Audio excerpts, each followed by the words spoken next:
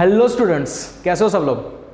I hope सब लोग बढ़िया है and welcome to all of you once again in this biology session. As you know very well कि हम लोगों ने 10th स्टैंडर्ड का बायोलॉजी का फर्स्ट चैप्टर स्टार्ट किया था, दैट्स अ लाइफ प्रोसेस। और यहाँ पे हम लोग बहुत सारी अलग अलग टॉपिक्स पे डिस्कशन कर चुके हैं, राइट। और as per you NCERT syllabus हम लोग आगे बढ़ने वाले हैं, बैक टू बैक लेक्चर में लेकर आने वाला हूँ। ओके, सो आप लोगों को शायद पता होगा कि लास्ट लेक्चर हमने डिस्कस किया था रिगार्डिंग रेस्पिरेशन, मतलब कि कॉन्सेप्ट ऑफ रेस्पिरेशन, रेस्पिरेशन क्या होता है, types of respiration and respiration in plants, है ना। वहां पे मैंने जितना मैक्सिमम पॉसिबिलिटी उतना बताने का आप लोगों को ट्राई किया था, right. Today we have this particular topic, respiration in animals, specially human respiration, right. So let's have a look on this कि ह्यूमन रेस्पिरेशन क्या है, कैसे होता है, पूरा हम लोग आज डिटेल में उसको समझने वाले हैं अच्छी तरीके से, ठीक है। सो ह्यूमन रेस्पिरेशन पे कुछ चीजें ऐसी है जो आपके एनसीईआरटी में नहीं है, लेकिन फिर भी we have to discuss on that because वो आपको ओलंपियाड लेवल पे आ सकती है, एंट्रेंस लेवल पे आ सकती है, तो हम लोग उसको भी डिस्कस करने वाले हैं। Okay, so let's have a look on this. So respiration in human में ये डायग्राम सब लोगों ने डेफिनेटली कहीं ना कहीं पे देखा होगा, एनसीईआरटी में या कहीं मूवी में या कहीं भी देखा होगा, right. So this is human respiration diagram. इसको बहुत डिटेल जाने की एज सच अभी जरूरत नहीं है ये लेवल पे, लेकिन अगर आप 11th में नीट लेते हो, 11th-12 के लिए, है ना। सो नीट में आप लोग को पूरा एक चैप्टर है ह्यूमन रेस्पिरेशन का, राइट। तो आप समझ सकते हो कितना डिटेल में कंटेंट इसके लिए देना पड़ेगा, लेकिन एज सच अभी हम लोग इसके ऊपर ओवरव्यू देख लेते हैं। Okay, so basically this is nostril और कंट्रोल पेयर ऑफ नॉस्ट्रिल, है ना। जो पेयर ऑफ नॉस्ट्रिल होती है उसमें डेफिनेटली दो चीज होती है, आप लोगों को पता है। फर्स्ट इज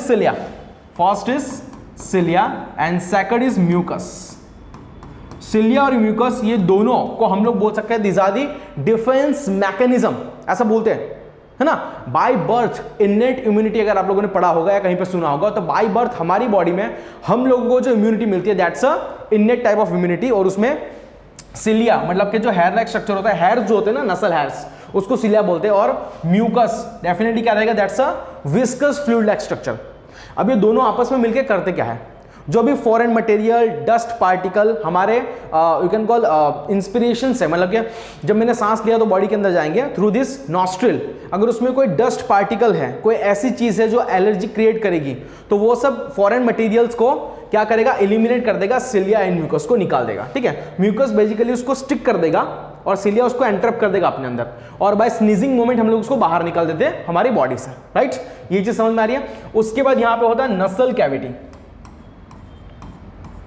नसल कैविटी जैसे हम लोगों ने, याद करो थोड़ा सा, हम लोगों ने जैसे माउथ कैविटी देखी थी, बकल कैविटी देखी थी, इसी तरीके से ये नाक से जाने वाली, मतलब नसल से जाने वाली जो ट्रैक है उसमें आपको मिलेगा नसल कैविटी। उसमें अलग अलग पार्ट होता है ना, सुपेरियर, मिडल एंड इंफेरियर नसल कॉन्की वगैरह अलग अलग पार्ट होते हैं, और सबका अलग अलग रोल भी होता है मसल्स का, राइट। उसके आगे जब हम लोग जाएंगे तो this is a particular common passage जिसके ऊपर हम लोग डिस्कशन ऑलरेडी कर चुके हैं, and that is your pharynx. Pharynx as such you know very well कि फेरिंग्स एक कॉमन पैसेज है, कॉमन ओपनिंग है between your nasal cavity, ear cavity and your mouth cavity, ठीक है।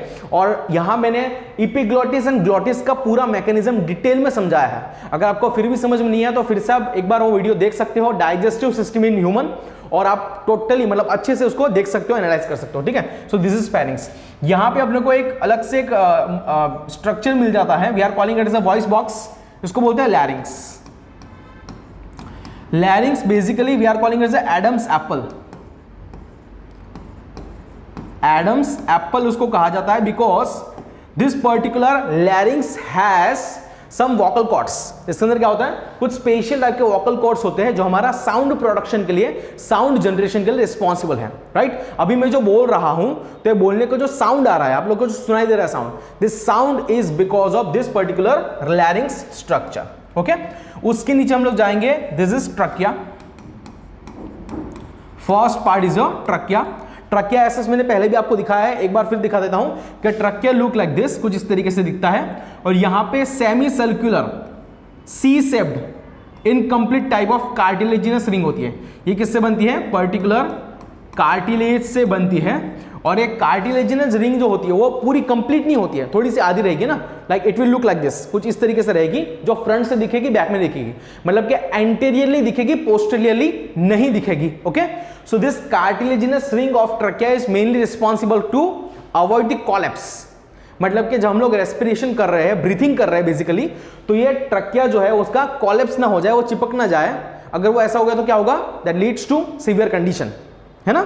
सो इसको बचाने के लिए, कोलैप्स से उसको प्रोटेक्ट करने के लिए यहाँ पे कार्टिलेजिनस रिंग होती है। ओके, ये हो गया आपका ट्रकिया, ठीक है।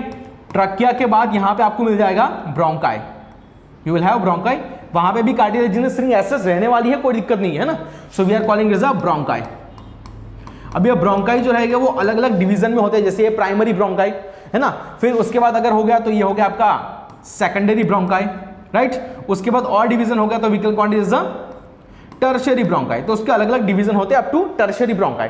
अब टर्शियरी ब्रोंकाई के बाद और भी उसके बहुत सारे डिवीजन होते हैं। तो टर्शियरी ब्रोंकाई के बाद जो डिवीजन होने वाले हैं, we are calling it as a bronchioles. Bronchioles की भी बहुत सारी ब्रांचेस होती है और हर एक में आप लोग को ये सी शेप्ड कार्टिलेजिनस रिंग दिखने वाली है, जो उसको कोलैप्स होने से बचाने वाली है, लाइक दिस, ठीक है। आप लोग को आई थिंक समझ में आ रहा होगा, ठीक है। तो बहुत बड़ा क्लासिफिकेशन है, बहुत बड़ी हायरार्की टाइप स्ट्रक्चर होता है। Trachea, primary bronchi, secondary bronchi, tertiary bronchi, bronchioles, और ब्रोंकियोल्स लास्ट में मिलेंगे, लास्ट में इसका आएगा टर्मिनल ब्रोंकियोल्स। मैं टी भी लिख रहा हूं ज्यादा, टर्मिनल ब्रोंकियोल्स जो एट लास्ट बनने वाला है, ठीक है। अब फाइनली ये टर्मिनल ब्रोंकियोल्स जो है, लेट्स से कि this are the terminal bronchioles. मैं थोड़ा सा उसको कलर चेंज करूंगा so you can easily detect. Let's say कि यहां पे जो मैंने स्ट्रक्चर दिखाया, थोड़ा हाईलाइट किया है, this is a structure of your terminal bronchioles,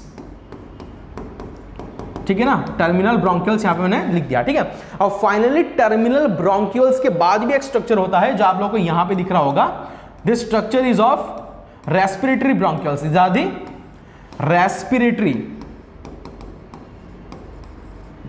respiratory bronchioles, सही है। कितना इजी है देखो, कितना बड़ा एक्चुअली एक क्लासिफिकेशन है। ट्रकिया से लेके ब्रोंकाई, ब्रोंकियोल्स, और ब्रोंकियोल्स में टर्मिनल ब्रोंकियोल्स के बाद रेस्पिरेटरी ब्रोंकियोल्स, ओके। और फाइनली जितने भी रेस्पिरेटरी ब्रोंकियोल्स एक पर्टिकुलर स्ट्रक्चर में मिलने वाले हैं, वो स्ट्रक्चर को मैं अलग से हाईलाइट करके दिखाऊंगा। And that structure is of, let's say कि this is a small small structure आपको दिख रहे हैं यहाँ पे, उसको ऐसा व्हाइट कलर से दिखाना पड़ेगा। जो छोटे छोटे स्ट्रक्चर यहाँ पे आप लोग को दिख रहे हैं ना, छोटे छोटे particle structure, this are the alveoli, the small structure are alveoli. अब एल्वियोली बहुत ही इंपॉर्टेंट स्ट्रक्चर है हमारे लंग्स का, as such you know very well कि ये देखो इसमें 1, 2 और 3 चैम्बर है, और यहाँ पे 1 और 2 दो ही चैम्बर है। तो this is right lung and this is left lung, okay. Left lung में 2 ही चैम्बर होते हैं और थोड़ा सा छोटा होता है। राइट लंग में 3 चैम्बर होते हैं, थोड़ा सा बड़ा होता है। अब लेफ्ट लंग थोड़ा सा छोटा क्यों होता है, बिकॉज यहाँ पे हार्ट होता है। At this particular position we have a heart, है ना। ये कंडीशन पे अपने को हार्ट अपने को मिल जाता है। तो यहाँ पे एक कार्डियक नोच करके एरिया आता है जहां पे अपने को हार्ट का लोकेशन होता है, हमारे हार्ट होता है प्रेजेंट वहां पे, राइट। अब एल्वियोलाई को इतना इंपॉर्टेंस क्यों दिया गया है वो समझना पड़ेगा। Why alveoli is so much important, because up to the knowledge, up to the mark, आप लोगों को इतना पता है कि जितना भी जो भी एक्सचेंज ऑफ गैसेस हो रहा है वो एल्वियोलाई कर रहा है, ठीक है। ऑक्सीजन, मतलब जब मैं इंस्पिरेशन करता हूं तो ऑक्सीजन कहां पे जाके रुकता है, मेरे एल्वियोलाई लेवल पे रुकता है, मेरे एल्वियोलाई मतलब पोजीशन तक रुकता है, ठीक है। जो ब्लड से CO2 आ रहा है वो भी कहां पे एक्सचेंज होने वाला है, एल्वियोलर लेवल पे होने वाला है। तो एल्वियोलाई का कुछ ऐसा अरेंजमेंट किया गया है, ये बहुत ही पोरस है। एल्वियोलाई कैसा है, बहुत ही पोरस है, sac like structure, it's a sac like structure, porous structure. और उसका अरेंजमेंट कुछ इस तरीके से है एल्वियोलाई का कि मैक्सिमम एक सरफेस एरिया मिल पाए, मैक्सिमम एक सरफेस एरिया मिल पाए जिससे एक्सचेंज ऑफ गैसेस प्रॉपर्ली हो पाए, ठीक है। कुछ लोग ऐसे होते हैं ना कि स्मोकिंग करते हैं, है ना, या कुछ लाइक हुक्का वगैरह कंज्यूम करते हैं, तो उनके अंदर ये जो एल्वियोलाई है वो प्रॉपर्ली काम नहीं कर पाता है, वर्क नहीं कर पाता है, बिकॉज वहां पे जो पोर्स होते हैं, इट्स अ पोरस स्ट्रक्चर है डेफिनेटली, ये सैक लाइक स्ट्रक्चर भी है और पोरस भी है। तो उसके पोर्स जो होते हैं, लेट्स से कि this are the pore of your alveoli, तो उसके पोर्स जो होते हैं ना वो पूरी तरीके से ब्लॉक हो जाते हैं, क्लॉक हो जाते हैं, यू कैन कॉल, है ना, टार लाइक स्ट्रक्चर से वो ब्लॉक हो जाते हैं। मतलब कि एक्सचेंज, गैस को एक्सचेंज होने के लिए जितना सरफेस एरिया चाहिए उतना नहीं मिलेगा। इट मींस कि वो जो पर्सन है जो टोबैको कंज्यूम कर रहा है by you can call smoking और बाय हुक्का और एनीथिंग एल्स, तो वहां पे एल्वियोलाई का सरफेस एरिया कम हो जाएगा for exchange of gases and that person may suffer from emphysema और अस्थमा। सही है, तो इतना आप लोगों को समझ में यहाँ पे आ रहा है। Okay, so this are the lungs, ये हो गया हमारा राइट लंग, ये हो गया हमारा लेफ्ट लंग। ओके, लंग्स के नीचे यहाँ पे आपको एक स्ट्रक्चर दिख रहा है, बहुत ही अच्छा वाला स्ट्रक्चर, स्केलेटल मसल का बेसिकली स्ट्रक्चर आप लोगों को दिख रहा है यहाँ पे। We are calling it as a diaphragm, that's a diaphragm. Okay, ये जो डायफ्राम होता है उसका बहुत ही अच्छा, बहुत ही इंपॉर्टेंट रोल है रेस्पिरेशन में। जब हम लोग ब्रीथिंग करते हैं बेसिकली, तो ब्रीथिंग में जब इंस्पिरेशन करते हैं और एक्सपिरेशन करते हैं, मतलब O2 को इन किया, CO2 को बाहर निकाला, एट दैट टाइम ये जो यहाँ पे स्ट्रक्चर दिखाया है, दिस इज डायफ्राम। और ये डायफ्राम का क्या होता है, यहाँ पे डायफ्राम का होता है कॉन्ट्रैक्शन रिलैक्सेशन, और ये कॉन्ट्रैक्शन रिलैक्सेशन की वजह से ही हम लोग प्रॉपर्ली ब्रीथिंग कर पाते हैं, है ना। तो इस पे हम लोग थोड़ा सा अच्छे से देखने वाले हैं क्या है कैसा है, लेकिन आई होप कि आप लोगों को इतना समझ में आ गया होगा कि हमारा रेस्पिरेशन क्या है, ह्यूमन रेस्पिरेशन बेसिकली क्या है और कैसा है, राइट। ये उसका मैंने ओवरव्यू थोड़ा सा दिखाने का आप लोगों को ट्राई किया है। ओके, नेक्स्ट चलेंगे रेस्पिरेशन इन ह्यूमन में। Okay, so this is definitely मैं आपको यहाँ पे ब्लैक कलर से दिखाऊंगा, that's a mechanism, that's a mechanism of breathing. Breathing का मैकेनिज्म मैंने यहाँ पे दिखाने का थोड़ा सा ट्राई किया है, जो यहाँ पे आप लोगों को दिख रहा है, this is only mechanism. Inspiration में कुछ ऐसी एक्टिविटीज, ऐसे चेंजेस होते हैं हमारे ये पर्टिकुलर एरिया में, थोरेसिक एरिया में। एक्सपिरेशन में कुछ ऐसे चेंजेस होते हैं, टोटली अल्टर, मतलब totally you can call opposite, दोनों में मैकेनिज्म होने वाला है, right.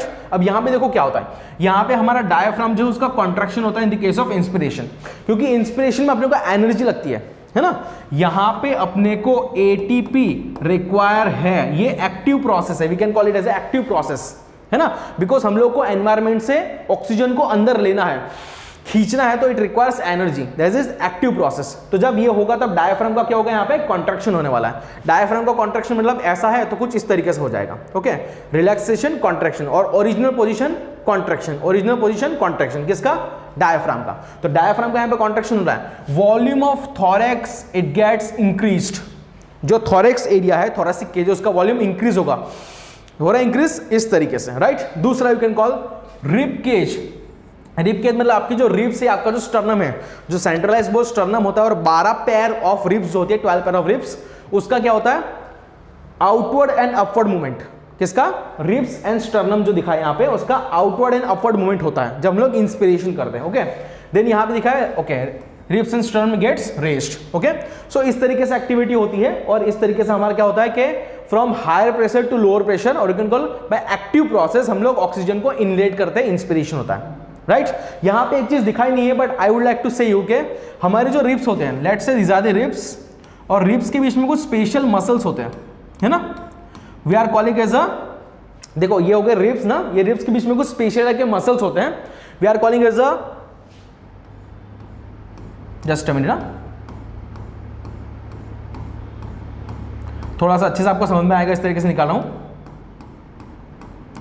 We are calling as a intercostal muscle,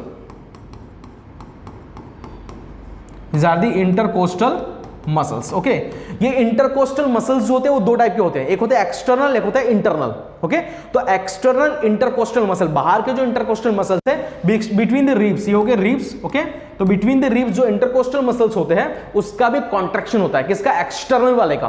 तो एक्सटर्नल इंटरकोस्टल मसल का क्या होता है, यहाँ पे कॉन्ट्रैक्शन होता है in the case of inspiration. तो इंस्पिरेशन में क्या क्या चेंजेस आ गए, एक तो यहाँ पे एटीपी यूज हो रहा है, मतलब एक्टिव प्रोसेस है, राइट। यहां पे हमारा रिब्स और स्टर्नम आउटवर्ड और अपवर्ड मूवमेंट करने वाला है, हमारे थोरेसिक एरिया जो है उसका वॉल्यूम बढ़ने वाला है, राइट। उसके बाद एक्सटर्नल इंटरकोस्टल मसल का यहां पे क्या होने वाला है, कॉन्ट्रैक्शन होने वाला है, ये सब चीजें समझ में आ रही है। और डायफ्राम का भी यहां पे कॉन्ट्रैक्शन होने वाला है। This is very normal and very basic mechanism of your inspiration, right. अभी एक्सपिरेशन में देखेंगे यहां पे क्या होगा, डायफ्राम गेट्स रिलीज रिलैक्स्ड, है ना, and reach to the upward, मतलब कि ये अगर डायफ्राम है ना, तो ये उसका सॉरी ये, हाँ ये डायफ्राम है, तो इसका कॉन्ट्रैक्शन ऐसा हुआ था, तो फिर से रिलैक्सेशन हो गया, कॉन्ट्रैक्शन हुआ था, रिलैक्सेशन हो गया, राइट। शायद मैंने उल्टा बता दिया था ये टाइम पे, बट आप लोग इतना समझ लो कि डायफ्राम की ये लेवल है नॉर्मल लेवल, ये लेवल है नॉर्मल लेवल, ये हो गया उसका कॉन्ट्रैक्शन, ये हो गया उसका relaxation, this is contraction, this is relaxation. तो यहां पे कॉन्ट्रैक्शन होता है डायफ्राम का, यहां पे एज इट इज वो रिलैक्स होकर उसकी ओरिजिनल पोजीशन में आ जाएगा, राइट। तो यहां पे क्या हो रहा है, डायाफ्राम का पूरी तरीके से रिलैक्स होकर उसका अपवर्ड मूवमेंट मतलब कि उसकी ओरिजिनल पोजीशन में आ जाएगा रिलैक्स होकर, राइट। दूसरा, volume of thorax gets decrease, हमारी थॉरेक्स एरिया जो है, थोरासिक एरिया जो है, उसका वॉल्यूम डिक्रीज होगा, डिक्रीज हो गया। तो जब मैंने आउटलेट किया CO2 का, एक्सपीरेशन किया, तो ये वॉल्यूम इट गेट्स रिलैक्स और डिक्रीज, है ना। नाउ रिब्स और स्टर्नम जो है they return to their original position, है ना। जो आउटवर्ड और अपवर्ड मूवमेंट हुआ था वो अभी डाउनवर्ड और इनवर्ड मूवमेंट होने वाला है, किसका, स्टर्नम का, सेंट्रलाइज्ड बोन और हमारी रिब्स का। दूसरी एक चीज जो यहां पे नहीं दिखाई है, इंटरकोस्टल मसल के बारे में बात करूंगा फिर से। तो यहां पे एक्सटर्नल इंटरकोस्टल मसल का कॉन्ट्रैक्शन हुआ था, यहां पे एक्सटर्नल इंटरकोस्टल मसल का रिलैक्सेशन होगा, ठीक है। सो this is very basic mechanism of your breathing, जो यहां पे मैंने समझाने का और बताने का ट्राई आप लोगों को किया है। ऐसे जी आपके सिलेबस में इतना नहीं है दिया हुआ, बट स्टिल ये आपको काम में आएगा कहीं ना कहीं ओलंपियाड लेवल पे, ठीक है। चलो नेक्स्ट चलेंगे। रेस्पिरेशन इन ह्यूमन में ये बहुत ही अच्छा कंसेप्ट है, बहुत ही यू कैन कॉल वेटेजफुल है, जो आप लोगों को काम में आएगा हर एक एग्जाम में। This is basically exchange of gases, okay. थोड़ा सा मैंने ऐसे आप लोगों को बता भी दिया है कि एक्सचेंज ऑफ गैसेस क्या होता है, कैसे होता है, ठीक है। यहां पे आप लोगों को दिख रहा होगा, मैंने बताया था दो जगह पे हमारी बॉडी में, ह्यूमन बॉडी में दो ऐसे एरिया है जहां पे एक्सचेंज ऑफ गैसेस होने वाला है। एक एरिया जो आपको दिख रहा है alveolar area, at the site of your alveoli. Basically alveolar made up of squamous epithelium, squamous epithelium से बनते हैं, ठीक है। और बहुत अच्छी तरीके से यहाँ पे यू कैन कॉल एक ऐसा अरेंजमेंट होता है, ऐसा स्ट्रक्चर होता है जो एक्सचेंज ऑफ गैसेस के लिए रिस्पॉन्सिबल है, ठीक है। अब यहां से ब्लड ने इन किया, वैसा ब्लड जहां पे CO2 का कॉन्सेंट्रेशन ज्यादा है, इंक्रीज है, ठीक है।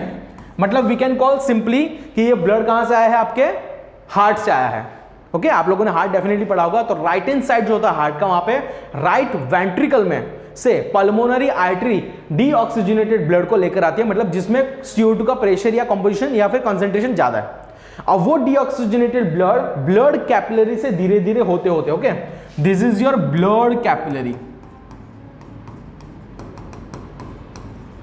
ब्लड कैपिलरी से होते होते एल्वियोलाई तक आ गया, जो आपके लंग्स के अंदर है। अब as you know very well कि जब हम लोग इंस्पिरेशन किया तो O2 को अंदर लिया, राइट। तो एल्वियोलाई में किसका कॉन्सेंट्रेशन ज्यादा है भैया, एल्वियोलाई में O2 का कॉन्सेंट्रेशन इंक्रीज है, ज्यादा है, ठीक है। ये समझ में आ रहा है। तो एल्वियोलाई में O2 का कॉन्सेंट्रेशन ज्यादा है और ब्लड कैपिलरी से जो ब्लड आ रहा है उसमें CO2 का कंपोजिशन ज्यादा है। और आप लोगों को मैंने ऑलरेडी बता दिया था कि डिफ्यूजन क्या होता है, डिफ्यूजन प्रोसेस क्या होती है। बेसिकली पैसिव डिफ्यूजन ये होता है जहां पे कोई भी एनर्जी की रिक्वायरमेंट नहीं होती है, जहां पे कोई भी प्रोटीन कैरियर्स नहीं लगते हैं। This is only transfer of any matter, it can be solid, liquid और gas, from area of higher concentration to area of lower concentration. तो आप लोगों को सही सही समझ में आ रहा है कि CO2 will move from higher concentration to lower concentration and O2 will move from higher concentration to lower concentration. तो अब यहां से जो ब्लड जाने वाला है, वी कैन कॉल कि यहां पे O2 का कंसेंट्रेशन इंक्रीज होगा, ज्यादा होगा, और you can call it this is oxygenated, this is oxygenated blood, right. अब ये ऑक्सीजनेटेड ब्लड जो है वो वंस अगेन कहां जाने वाला है, आपके हार्ट में जाने वाला है। और हार्ट में जाने के बाद ये left hand side of heart जाएगा, है ना। हार्ट में जाने के बाद हार्ट में पहले एट्रिया में जाएगा, फिर वेंट्रिकल में जाएगा, और वेंट्रिकल से वो पूरी की पूरी बॉडी में जाएगा, ठीक है। अब मैं पूरी की पूरी बॉडी में सिर्फ एक पर्टिकुलर टिश्यू दिखाता हूं।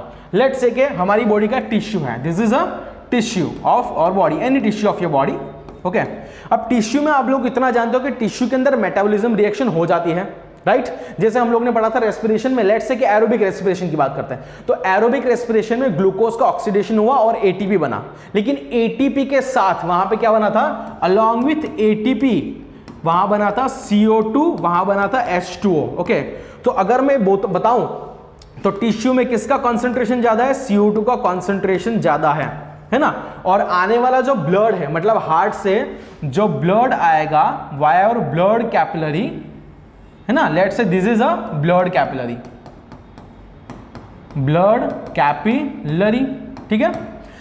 यहां पे भी सेम मैकेनिज्म अप्लाई हम लोग करने वाले हैं। तो ब्लड कैपिलरी में जो ब्लड आ रहा है, ये ब्लड के अंदर, ये पर्टिकुलर ब्लड के अंदर किसका कॉन्सेंट्रेशन ज्यादा है, डेफिनेटली भाई उसके अंदर आप लोग बताओगे सर ये ऑक्सीजनेटेड है तो ऑक्सीजन का कॉन्सेंट्रेशन इंक्रीज रहेगा।